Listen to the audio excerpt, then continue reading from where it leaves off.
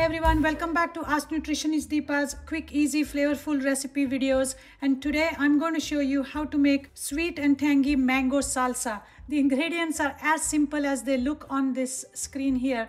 Some ready to eat salsa. This is organic salsa from Aldi. Mango, you can use fresh mango which is ripe or frozen mango.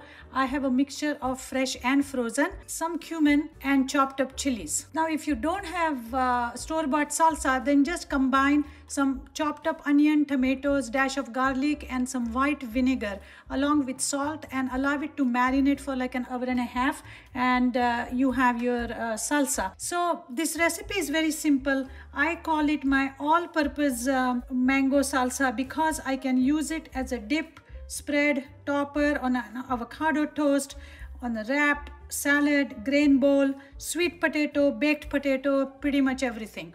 And sometimes just spoonful because I feel like having something sweet and tangy. So it's a very forgiving recipe. We are just going to start mixing all these ingredients and that's all to it. So the recipe, like I said, is very simple. I have taken 1 cup of salsa here, and to that I'm going to add probably half a cup or so of this mango.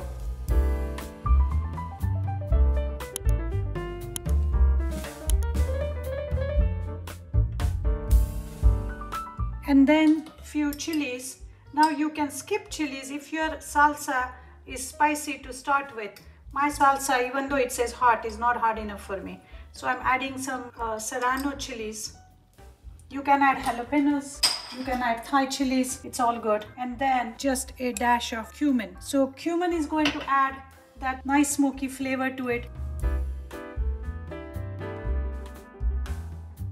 There's no need for you to add any sugar, any extra vinegar or salt. Now once you push all the mango in, allow it to hang in there for like 10-15 minutes.